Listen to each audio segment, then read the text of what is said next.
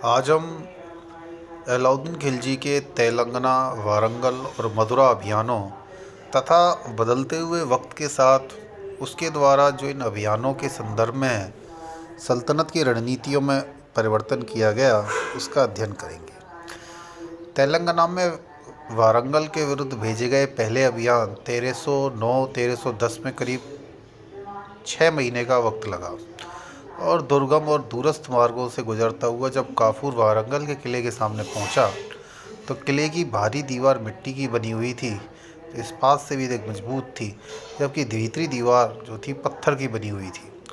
बहुत लंबी घेराबंदी के बाद अंततः किले पर कब्जा कर लिया गया और जब भीतरी किले की कोई बचने की संभावना नहीं रही, तो राय ने शांति का प्रस्ताव जो था वो मान लिया और अलाउद्दीन खिलजी की अधीनता स्वीकार कर ली। इस सफलता से प्रेरित होकर अगले वर्ष मलिक कफूर ने दार समुद्र के होलसेल राज्य और मदुरा राज्य पर आक्रमण करने का निश्चय किया।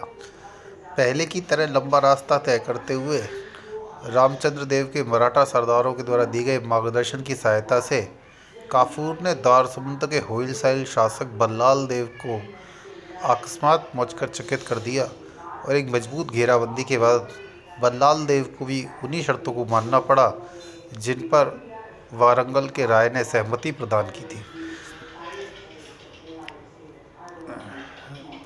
और संचित धन तथा वार्षिक कर भरने की अदायगी करी। इसामी के अनुसार अलाउद्दीन से मिलने वाले के लिए बल्लाल देव दिल्ली आया तो उसे 10 लाख टके, एक खिल्लत और एक छत्र प्रदान किया गया। साथ ही उसे उसका राज्य लौटा दिया गया। अलाउद्दीन खिलजी के द्वारा जो ये रणनीति अपनाई गई थी, इसका मुख्य उद्देश्य मदुरा के राज्य के विरुद्ध होने वाले सैनिक अभियान के लिए एक नवीन राज्य का सहयोग प्राप्त करना था। इसके पश्चात मलिक काफूर, जो अलाउद्दीन खिलजी का दक्षिण सेना का सेनानायक था, वो भारत के अंतिम छोर मावर या कोरोमंडल की तरफ बढ़ा, किंतु एक दूसरे के साथ युद्धरत दोनों भाइयों के साथ युद्ध नहीं हो सका।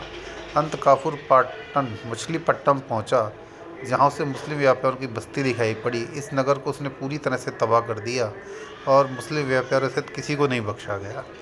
काफूर ने मद्रास के निकट चिदम्बरम मंदिर को भी ध्वस्त कर दिया और पांडे भाइयों के बहुत से हाथियों पर अधिकार कर लिया। उसने मदुरै को भी लूटा और तहस नहस कर दिया, किंतु पांडे भाइयों से संपर्क किए बिना अथवा उनसे समझौता किए बिना ही लौटना पड़ा। इस अभियान में उसे 1 वर्ष का समय लगा।